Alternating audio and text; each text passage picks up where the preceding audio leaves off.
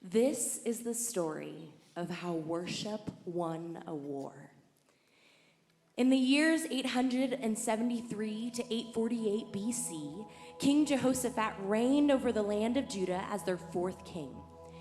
He took over as king at the age of 35 and truly tried to do what was right in the eyes of the Lord, following the example of great King David, from whom he was only 5 generations removed.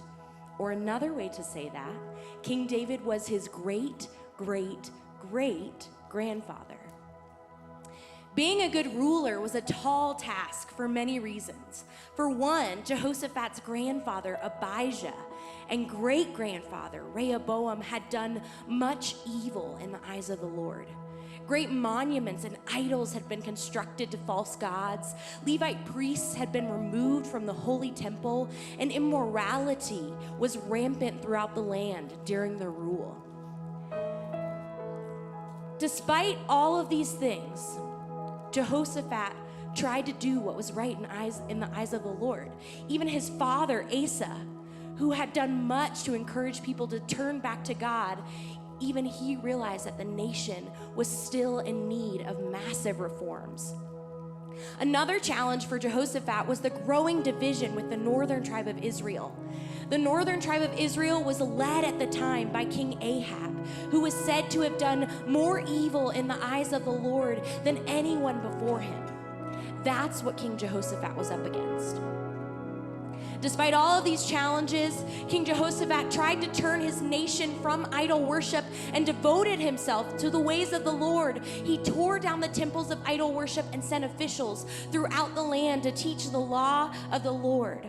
And the Lord was with Jehoshaphat, and he established his rule and blessed him with honor and with wealth.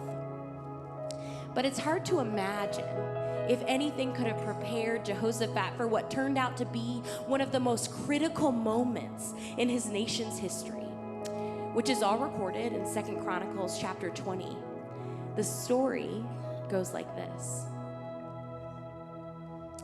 The Moabites and Ammonites, historical enemies of Israel, joined forces to take advantage of the country in the midst of religious and political unrest.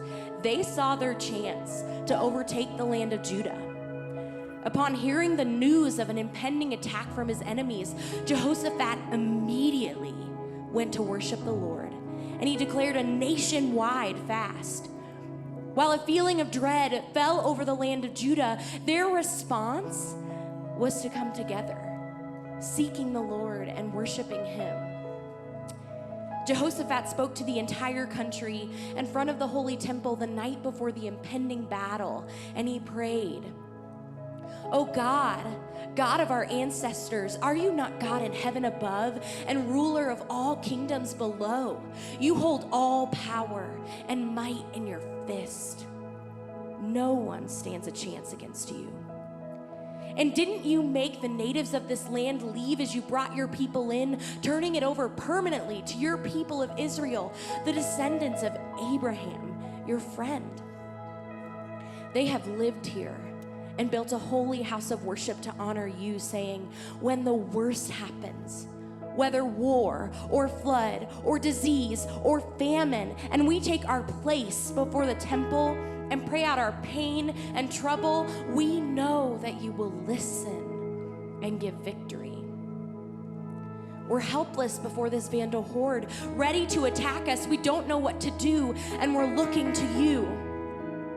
And then a worship leader, Josiah, who was in the crowd, was moved by the Spirit of God to speak to everyone, and he declared, "Attention, everyone. All of you from out of town, all of you from Jerusalem, and you, King Jehoshaphat, God's word. Don't be afraid. Don't pay any mind to this vandal horde. This is God's war, not yours. Tomorrow you'll go after them. See, they're already on their way. You'll meet them at the end of the ravine near the wilderness. You won't have to lift a hand in battle. Just stand firm and watch God's saving work for you take shape. Don't be afraid. Don't waver. march out boldly tomorrow. God is with you. Jehoshaphat knelt to the ground in worship, and all the people, men, women, and children, followed his lead, and they worshiped boldly in faith, singing at the top of their lungs, bringing praise to their God, who they surely believed held the victory. And then night fell. Early the next morning, the nation prepared for the imminent conflict. Jehoshaphat appointed a choir to lead the nation's army into the battle. They marched ahead of the very front lines, not with a spear or with a sword, but with a song, singing, "Give thanks to the Lord, for his steadfast love endures forever." And as soon as they began to sing, God stirred up confusion amongst the Moabites and Ammonites, and they began attacking each other. They were so turned around by the Spirit of God that by the time the army of Judah came to find their enemy, all they saw on the field was dead bodies, not a single one alive. And there were so many valuables, goods and clothing, too much to carry in one trip. It took them 3 full days to bring it all back home. And on the 4th day, they worshiped the Lord, rejoicing in his victory over their enemy, remembering what he had done. News quickly spread to the other nations, and the fear of God came upon them. The Lord's victory was memorialized in a song of worship, a song that we now know as Psalm 46. It says, "God is our refuge and strength, a very present help in trouble. Therefore we will not fear, though the earth gives way, though the mountains be moved into the heart of the sea, though its waters roar and foam, though the mountains tremble at its swelling. There is a river whose streams make glad the city of God, the holy habitation of the Most High. God is in the midst of her. She shall not be moved. God will help her when morning dawns. The nations rage, the kingdoms totter. He utters his voice and the earth melts. The Lord of hosts is with us.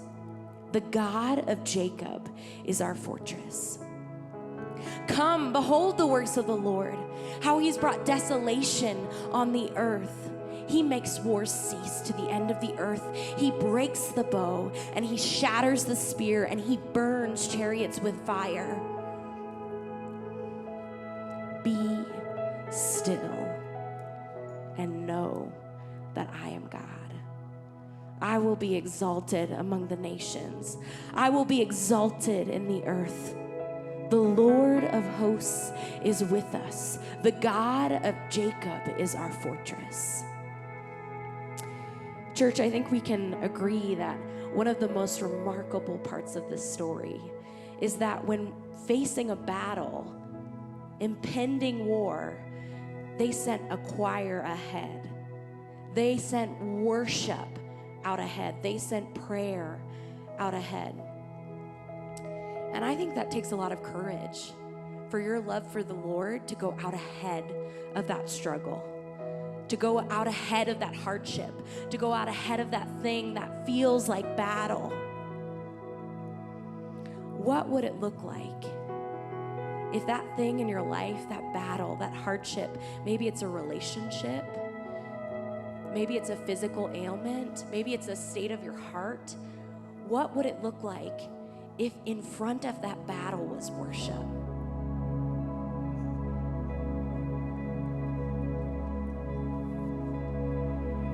Oh, come behold the works of God, the nations at his feet.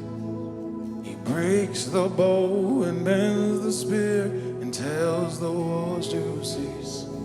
O mighty one of Israel, you are on our side. We walk by faith in God who burns the chariots with fire. Lord of hosts, you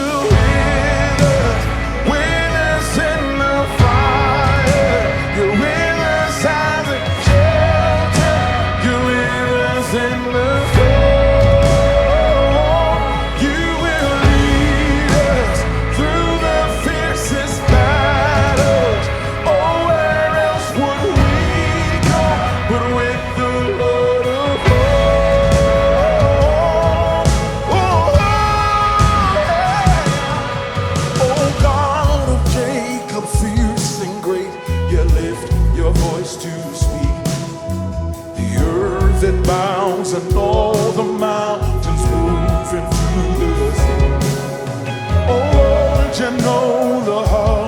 sin, and still you let them live. Oh God, who makes the mountains move, come wrestle us and win. Oh God, who makes the mountains move, come wrestle us and win.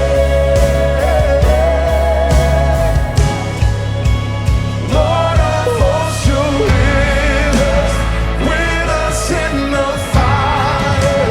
You're with us as a shelter.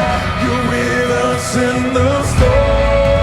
Oh, you will lead us through the fiercest battle.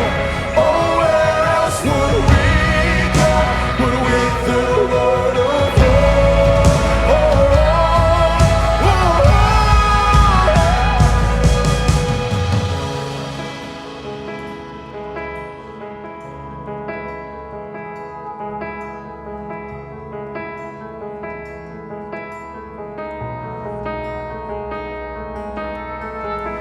The oceans roar, you are the Lord of all, the one who calms the wind and the waves, makes my heart be still. Though the earth gives way, the mountains move into the sea, the nations rage, I know my God is in control.